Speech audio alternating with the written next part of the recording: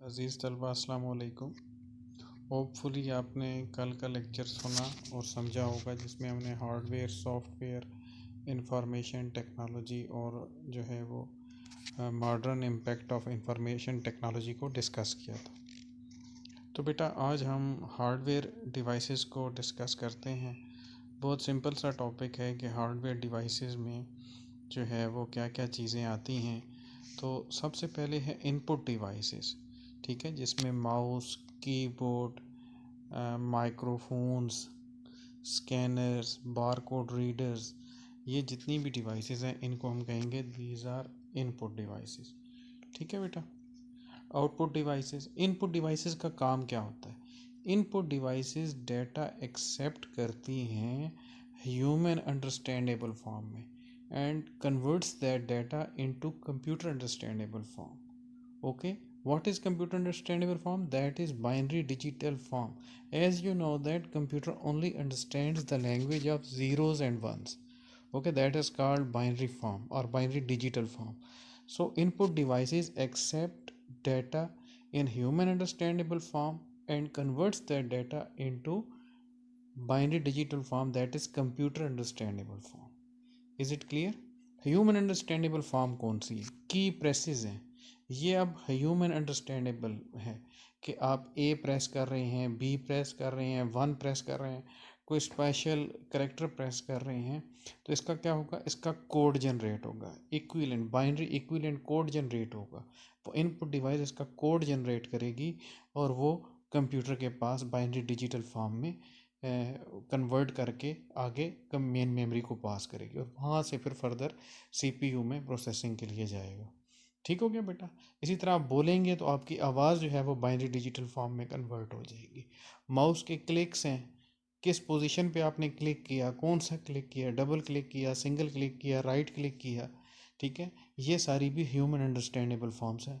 आपको पता है कि मैंने राइट क्लिक किया, लेफ़्ट क्लिक किया, लेकिन ये भी कन्वर्ट होगी बाइनरी फॉर्म में। ठीक है बेटा। तो ये सारे क्या होंगे? इनपुट डिवाइसेस को अगर मैं सिंपल वर्ड्स में अगर मैं पूछूं तो आपने बताना है कि input devices accept data in human understandable form and converts data into computer understandable form. ठीक है। What is human understandable form? बेटा आपने टच, मोबाइल फ़ोन पे टच किया, ये ह्यूमन अंडरस्टैंडेबल फॉर्म है। कीबोर्ड का की प्रेस किया, ये ह्यूमन अंडरस्टैंडेबल फॉर्म है। ठीक है। तो और कन्वर्ट होगी बाइनरी डिजिटल फॉर्म में। ये बार बार मैं रिपीट कर रहा हूँ ताकि आपको इनपुट डिवाइसेस यहीं पे क्लियर हो जाए। अब आउटपुट डिवाइसेस ये हैं इनपुट डिवाइसेस के अपोजिट, के आउटपुट डिवाइसेस एक्सेप्ट कर रही हैं डाटा को, इनको रिसीव हो रहा है डाटा कंप्यूटर अंडरस्टैंडेबल फॉर्म में, बाइनरी डिजिटल फॉर्म में, और ये जो आउटपुट दे रही हैं वो ह्यूमन अंडरस्टैंडेबल फॉर्म में। ठीक है। अगर यही वही बाइनरी डिजिटल फॉर्म में देंगी तो हम उसको अंडरस्टैंड नहीं कर सकेंगे। For example binary digital form में स्पीकर को डाटा मिला, उसने आपको वॉइस की फॉर्म में कन्वर्ट करके दे दिया। बाइनरी डिजिटल फॉर्म में प्रिंटर को डाटा मिला, उसने आपको आउटपुट प्रिंट यानी हार्ड कॉपी प्रोड्यूस कर दी। मॉनिटर को मिला तो उसने आपको स्क्रीन पे तस्वीर दिखा दी, जो कि ह्यूमन अंडरस्टैंडेबल फॉर्म थी। यहाँ तक बेटा इनपुट डिवाइसेस और आउटपुट डिवाइसेस ये दोनों क्लियर हो गए। फिर जितनी भी मेन मेमोरी की डिवाइसेस हैं, मेन मेमोरी की नॉर्मली हम दो डिवाइसेस डिस्कस करते हैं, रैम, रोम, लेकिन इसके अलावा भी और भी डिवाइसेस हम कहेंगे कैश मेमोरी और सीपीयू रजिस्टर्स भी, लेकिन अभी तक हम रैम रोम को ही डिस्कस करेंगे। ये डिवाइसेस जो हैं ये भी हार्डवेयर डिवाइसेस हैं। ठीक है। फिर आईओ डिवाइसेस जिनमें टर्मिनल्स, टच स्क्रीन्स हैं, सेकेंडरी मेमोरी जिसमें hard disk, floppy disk, compact disk जिसको आप सीडी कहते हो, टेप, इसको हम मैग्नेटिक टेप कहते हैं। ठीक है। पहले ये यूज़ होती थी, अब तो ये तकरीबन ऑब्सलीट हो गई है। डाटा के बैकअप्स लेने के लिए मैग्नेटिक टेप्स यूज़ होती थी। जो पुराने आपने देखे ना वीसीआरस की कैसेट्स होती थी, या अभी भी कई लोग मूवी कैमरों में, जो पुराने मूवी कैमरे हैं, शादियों पे मूवी कैमरे, उन्होंने एक कैसेट छोटी सी डाली होती है, वो क्या है? मैग्नेटिक टेप है। ठीक है। जो है उस तरह की स्ट्रिप्स ही होती है, वो टेप, उस पर डाटा रिकॉर्ड होता है, लेकिन इस पर डाटा सीक्वेंशली रिकॉर्ड होता था। और जो आजकल डिवाइसेस हैं ये डायरेक्ट एक्सेस स्टोरेज है, ये भी हम बाद में डिस्कस करेंगे डायरेक्ट एक्सेस क्या है और ये क्या। अभी तक हमने यही देखना है कि ये वाली डिवाइसेस हैं।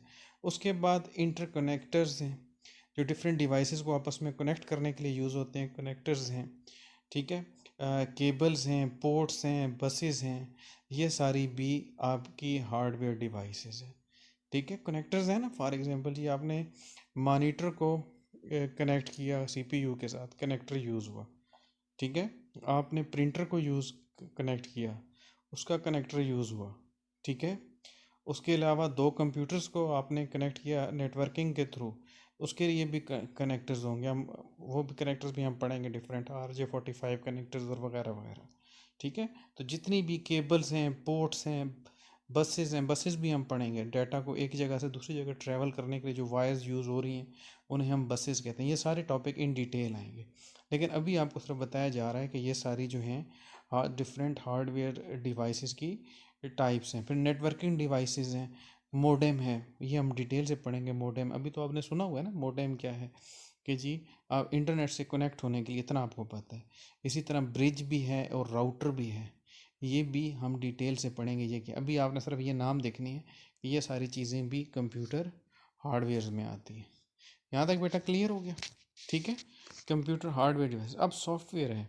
तो कंप्यूटर सॉफ्टवेयर में अगर इसको हम नॉर्मली डिवाइड करें तो सिस्टम सॉफ्टवेयर होता है और एप्लीकेशन सॉफ्टवेयर, ठीक है। सिस्टम सॉफ्टवेयर और एप्लीकेशन सॉफ्टवेयर जो है ये दो मेन कैटेगरीज हैं। और सिस्टम सॉफ्टवेयर बेटा कौन सा है, ठीक है। System software use to control the usages and allocation of different hardware components and enables the other application programs to execute. Basically बेटा सिस्टम सॉफ्टवेयर जो है वो इंटरेक्ट करता है कंप्यूटर हार्डवेयर के साथ, ठीक है। नॉर्मली कंप्यूटर हार्डवेयर के साथ इंटरेक्ट करता है, उसे कंट्रोल करने के लिए यूज़ होता है। तो सबसे पहले ऑपरेटिंग सिस्टम है, ठीक है बेटा। ऑपरेटिंग सिस्टम का क्या काम होता है, ठीक है। ऑपरेटिंग सिस्टम बेटा ओवरऑल कोई भी डिवाइस है उसकी सारी की सारी मैनेजमेंट, मेमोरी से लेके इनपुट आउटपुट, हर तरह की जो मैनेजमेंट है, प्रोसेसिंग है, वो रिस्पॉन्सिबिलिटी है ऑपरेटिंग सिस्टम की, ठीक है जी। कंप्यूटर्स में ऑपरेटिंग सिस्टम, अब बात हमने बहुत जो है वो मशहूर ऑपरेटिंग सिस्टम जो है तकरीबन हर कंप्यूटर में ही यूज़ हो रहा है, जो आपने देखा होगा। वो ऑपरेटिंग सिस्टम कौन सा है, विंडोज़ ऑपरेटिंग सिस्टम है। उसके फिर डिफरेंट वर्जन्स हैं। तो ऑपरेटिंग सिस्टम का बेसिक काम है एक डिवाइस की तमाम जितनी भी है मैनेजमेंट करना, मेमोरी मैनेजमेंट, प्रोसेस मैनेजमेंट, हर तरह की मैनेजमेंट जो है वो रिस्पॉन्सिबिलिटी ऑपरेटिंग सिस्टम की। इवन आपके मोबाइल फ़ोन्स में भी ऑपरेटिंग सिस्टम है। कौन सा ऑपरेटिंग सिस्टम, नॉर्मली आप कहते हैं जी मेरे पास जी एंड्रॉयड ऑपरेटिंग सिस्टम है, मेरे मोबाइल फ़ोन में एंड्रॉयड। आजकल जो स्मार्टफोन यूज़ हो रहे हैं, आप कहते हो जी मेरे पास एंड्रॉयड फ़ोन है, ठीक है। जितनी भी ऐप्स वगैरह इंस्टॉल हो रही हैं, तो एंड्रॉयड भी क्या है, वो मोबाइल फ़ोन्स का एक जो है वो ऑपरेटिंग सिस्टम है। इसी तरह विंडोज़ जो है वो कंप्यूटर्स के लिए ऑपरेटिंग सिस्टम है, कंप्यूटर्स, लैपटॉप्स वगैरह के लिए। और आप जो है उसके अलावा भी आपने डिफरेंट ऑपरेटिंग सिस्टम्स के नाम सुने होंगे, ठीक है। एप्पल मैकिन्टॉश, ये डिफरेंट टाइप्स की ऑपरेटिंग सिस्टम है। तो अभी तक आपने जो है सिर्फ ऑपरेटिंग सिस्टम्स को देखना है। फिर यूटिलिटी प्रोग्राम्स हैं, जो एक्स्ट्रा प्रोग्राम्स ऑपरेटिंग सिस्टम के साथ अवेलेबल हैं। फॉर एग्जांपल बैकअप के लिए, डाटा बैकअप करना है, ठीक है। बैकअप क्या होता है बेटा, कि जो है वो डाटा को किसी और स्टोरेज मीडियम पे रख लेना, किसी और स्टोरेज मीडिया पे रख लेना, कि अगर ये स्टोरेज मीडियम ख़राब हो जाए तो उससे डाटा को दोबारा ले आए। इसको हम रीस्टोर कहते हैं। डाटा को किसी और जगह पे रखने को, ठीक है, महफूज जगह पे रखने को बैकअप कहते हैं, और उसको दोबारा वापस उस हालत में लेके आने को रीस्टोर कहते हैं, ठीक हो गया। आप घर में भी बैकअप ले सकते हो। फॉर एग्जांपल एक छोटे से बैकअप के हम एग्जांपल लेते हैं जी, आपने असाइनमेंट्स की 4, आप उनको उठा के यूएसबी में भी रख लेते हो कि यार ये ना हो कल कंप्यूटर ख़राब हो जाए तो मेरे पास दूसरी जो है वो यूएसबी में डाटा पड़ा हो, तो आप कहेंगे ये मेरे पास यूएसबी में इसका बैकअप पड़ा हुआ है, ठीक है। इसी तरह जब बड़े बड़े डाटा बेसेस होते हैं उनको डिफरेंट स्टोरेज मीडियाज़ पे, दूसरे कंप्यूटर्स पे या मैग्नेटिक टेप्स पे उनको रख लिया जाता है, इनको हम कहते हैं ये बैकअप है। और खुदा ना खास्ता अगर वो डाटा डिस्ट्रॉय हो जाए, उस डाटा को वापस लाने को हम कहते हैं रीस्टोर, ठीक हो गया बेटा। हमने डाटा को रिस्टोर कर लिया। उसके बाद बेटा ड्राइवर्स हैं। ड्राइवर्स क्या होते हैं? Device drivers. जितने भी आपके पास हार्डवेयर डिवाइसेस हैं हर एक का ड्राइवर होगा, ठीक है। ड्राइवर का बेसिकली काम क्या होता है? ये भी इसका काम होता है कि ये आपके पर्टिकुलर हार्डवेयर को और ऑपरेटिंग सिस्टम को आपस में कम्युनिकेट करवाता है। यानी उसमें ड्राइवर में उस हार्डवेयर की इंफॉर्मेशन होती है जो कि ऑपरेटिंग सिस्टम को मिल जाती है। आप एक प्रिंटर ख़रीदते हैं, उसका ड्राइवर अगर नहीं है तो वो प्रिंटर आपके लिए यूज़लेस है, ठीक है। और आजकल हम कहते हैं ना प्लग एंड प्ले डिवाइसेस हैं। तो क्या है? डिवाइस अटैच हुई, उसका ड्राइवर ऑटोमेटिकली इंस्टॉल हो जाता है। इसको हम कहते हैं प्लग एंड प्ले डिवाइसेस। आपने यूएसबी लगाई, उसका ऑटोमेटिकली ड्राइवर इंस्टॉल हो गया, हम कहेंगे that is a plug and play device, ठीक है। कोई कैमरा लगाया, अगर उसका ड्राइवर ऑटोमेटिकली इंस्टॉल हो जाता है तो वो प्लग एंड प्ले डिवाइस है। पहले पहले ऐसे नहीं होता था, हमें ख़ुद से जो है हर चीज़ का एक्सप्लिसिटली ड्राइवर इंस्टॉल करना पड़ता था। क्लियर होगी बेटा यहाँ तक बात? ठीक है। उसके बाद एप्लीकेशन सॉफ्टवेयर्स हैं। तो बेटा एप्लीकेशन सॉफ्टवेयर्स तो हैं जो यूज़र की स्पेसिफिक नीड्स को एड्रेस करने के लिए यूज़ होते हैं, ठीक है। उसमें कस्टम बिल्ड सॉफ्टवेयर्स हैं। कस्टम बिल्ड सॉफ्टवेयर्स जो है बेटा, नॉर्मली जो कस्टम बिल्ड सॉफ्टवेयर्स हैं इनको हम यूज़ करते हैं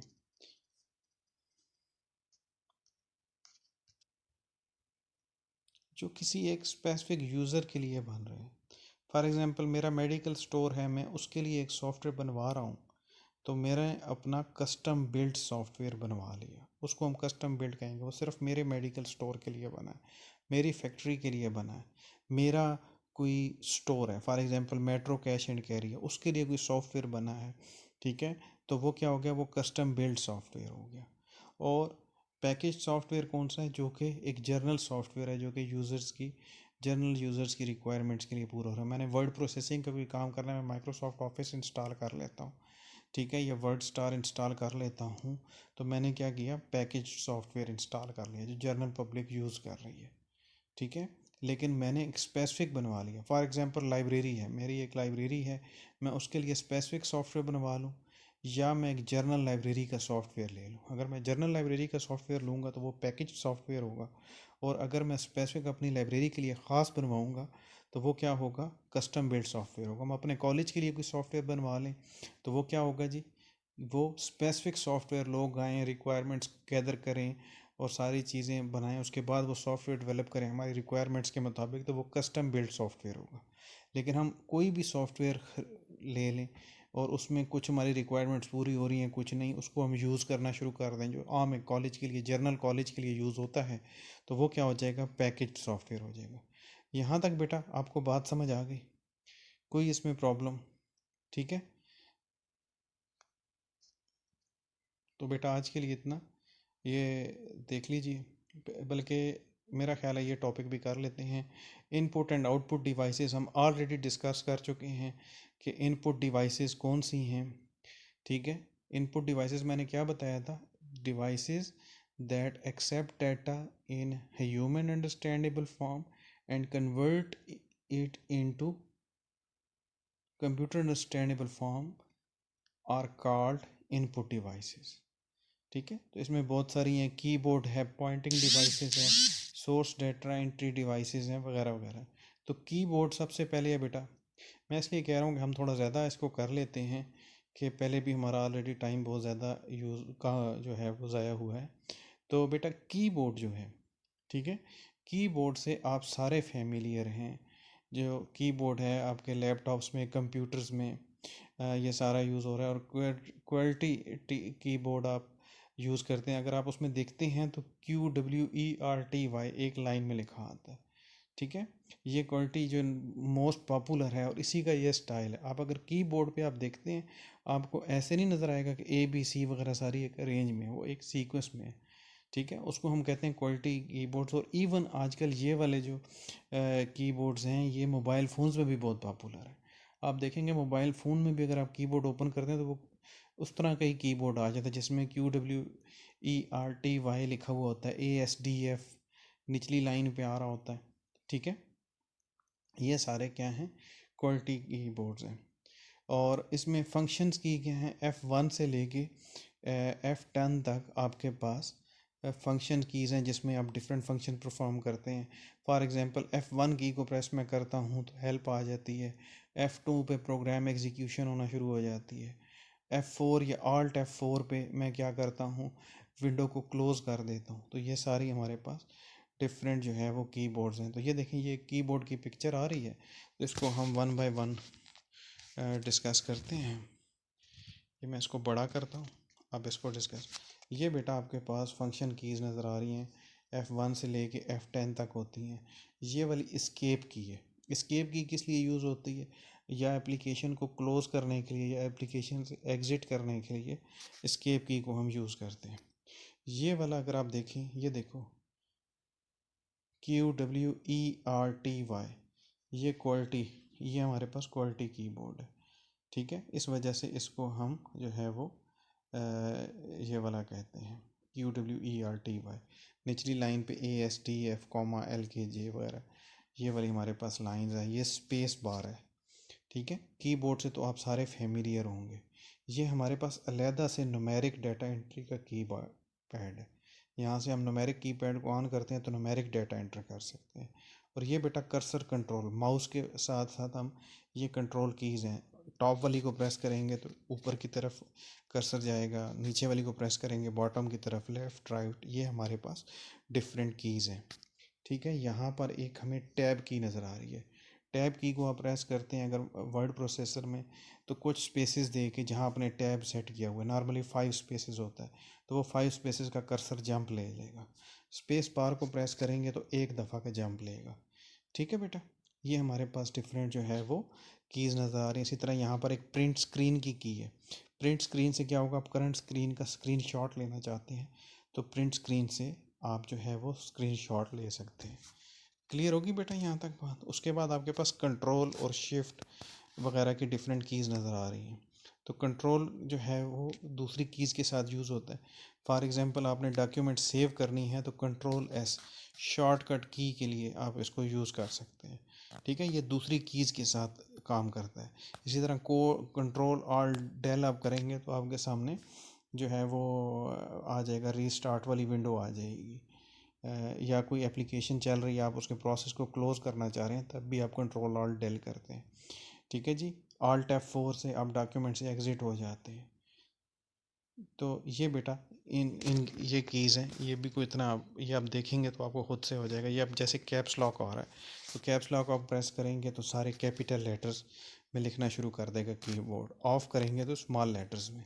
और शिफ्ट के साथ किसी की को दबाएंगे, अगर कैप्स लॉक ऑन है तो उसको स्मॉल में लिखेगा, अगर कैप लॉक ऑन है, ऑफ है, तो फिर वो उसको कैपिटल लेटर में लिखेगा, अगर शिफ्ट के साथ किसी लेटर को प्रेस करते हैं तो। ठीक है बेटा, ये तो बहुत सिंपल है। कीबोर्ड आपने ऑलरेडी देखा होगा। शिफ्ट कंट्रोल ऑल्ट में बता चुका हूँ। बैक स्पेस डाटा को जो है एक कर्सर एक लेटर जो है वो बैक साइड से रिमूव करता है, लेफ़्ट पे रिमूव करता है। बैक स्पेस भी आपने यूज़ की है। एंटर की प्रेस करते हैं तो आप नेक्स्ट लाइन पे मूव कर जाते हैं। ठीक है, एंड क्या है, आप करंट लाइन के एंड पे मूव कर जाते हैं। ठीक है, तो ये सारी आपके पास है। पेज डाउन है तो एक स्क्रीन आप पेज डाउन हो जाएंगे, पेज अप है तो एक स्क्रीन पेज अप हो जाएंगे। ठीक है बेटा, होम की से क्या है, करंट लाइन में, किसी भी प्रोग्राम की करंट लाइन में के स्टार्ट में आ जाएंगे। ये बेटा बहुत सारी जो है हमारे पास की हैं। ठीक है बेटा।